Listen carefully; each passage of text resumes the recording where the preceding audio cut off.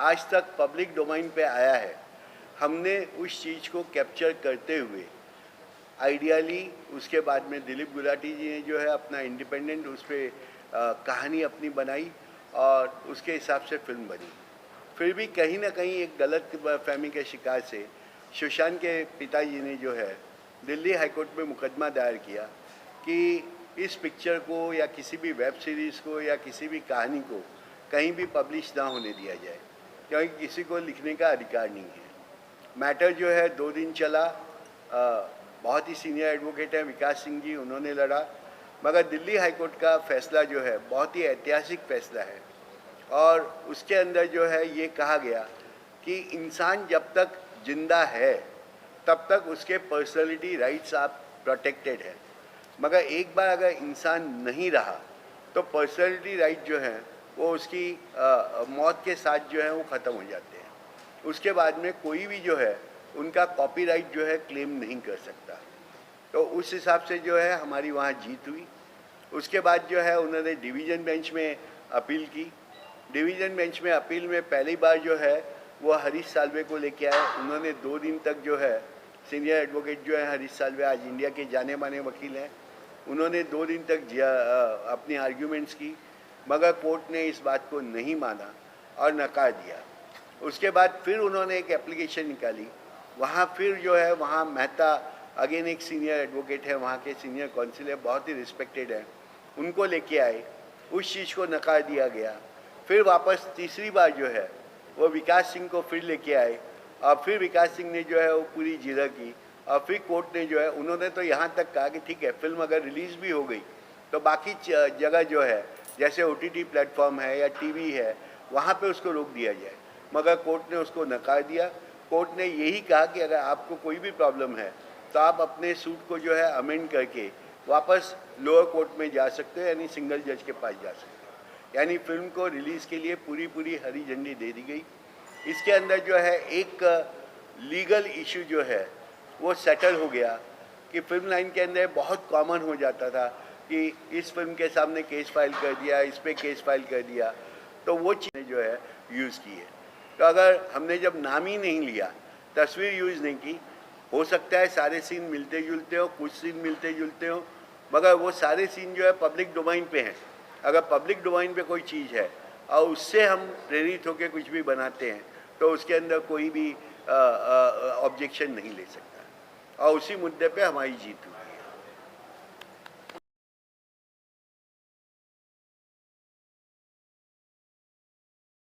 Sir ने बताया ये फिल्म की स्टार्टिंग ही ये हम लोग इसी बेसिस पे लेके आए हैं कि it's a inspiration kind of story which has been taken from public domain incidents. और हम लोगों का कोशिश यही है पूरी टीम की कि जो एक्चुअल में एक आउटसाइडर होता है और इंडस्ट्री में आता है और मुंबई में आके to be an actor he wants to prove himself, तो वो सारी चीज़ें आती हैं और वो सारी चीज़ों से कैसे जद्दोजहद करके एक एक्टर अपना मुकाम हासिल करता है।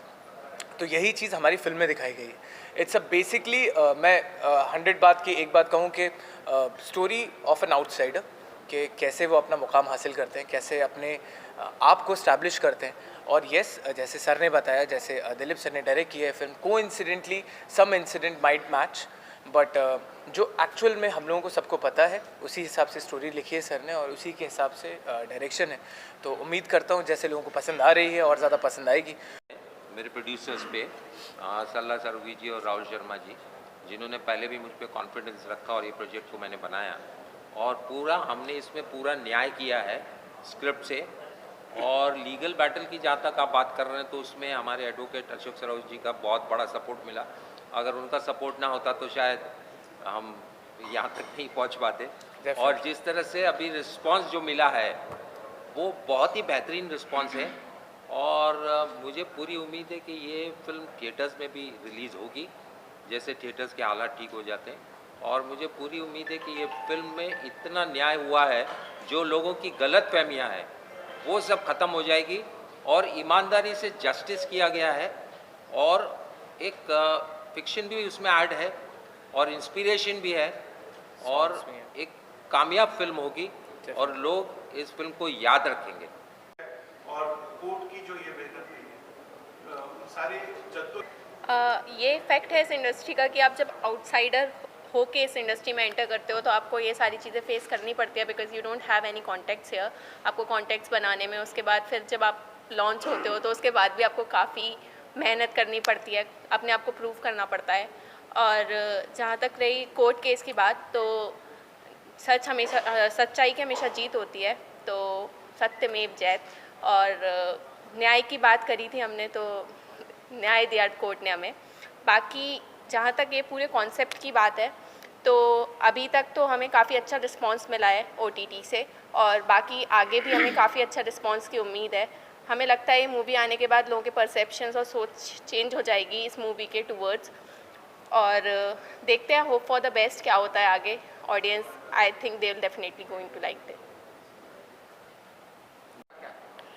देखिए, जितनी भी दिक्कतें आई हैं इस फिल्म के दौरान 1 साल के बीच में, मेरे ख्याल से दिक्कतों ने उस्ताद का काम किया है। जब दिक्कतें उस्ताद का काम करती हैं और जो दिक्कत को फेस करता है वो हीरो बनता है। और हमारी इसी लाइन में अशोक सरोगी जी हैं, और वो मेरी नज़र में किसी बहुत बड़े हीरो से कम नहीं है। उन्होंने इसकी कानूनी बैटल जो है सिंगल हैंडेडली लड़ी है, और इनके साथ में debut producer, hello hello hello hello, यहाँ हूँ मैं, हेलो हेलो, जो डेब्यू प्रोड्यूसर हैं जिनका नाम है राहुल शर्मा जी, इन दोनों ने बहुत स्ट्रगल की है, and they are ultimate winners, all the way winners. और इस फिल्म के ऊपर 1 साल में बहुत बहुत मेहनत की गई है, और इसके जो लाइंस हैं, इनके डायलॉग है, इनकी जो राइटिंग डिपार्टमेंट है, डायरेक्शन डिपार्टमेंट है, everybody and actors, they have done a wonderful job. And I am proud to say कि ये जो मेरे हिस्से में रोल आया है सज्जन कुमार का, it is one of the most difficult role of my life. और मैं मेरे हिस्से की मेहनत और ऊपर वाले के आशीर्वाद से सज्जन कुमार का जो डायरेक्टर का रोल है, इट हैज़ कम आउट ट्रेमेंडस। जब मैंने डबिंग देखी और मुझे जो प्रोत्साहन मिला है, it was really wonderful. I wish all the very best to the team members, my director Mr. Gulhati and Ashok Sarogi ji, and debut actors. Wish them all the very very best. ओए न्याय, ताली मार दो छोटे। न्याय चाहिए, न्याय चाहिए, न्याय चाहिए। ओए न्याय चाहिए, न्याय चाहिए, न्याय चाहिए, न्याय चाहिए, न्याय चाहिए, न्याय चाहिए, न्याय चाहिए। ओए न्याय चाहिए, न्याय चाहिए, न्याय चाहिए। कलयुग है भाई, कलयुग है, कलयुग है भाई, कलयुग है, कलयुग है भाई, कलयुग है, कलयुग है भाई, कलयुग है। ओए सच्चा झूठा, झूठा सच्चा, कलयुग है भाई, कलयुग है। साम दाम और दंड भेद से, साम दाम और दंड भेद से सच्चे को सब लूटे।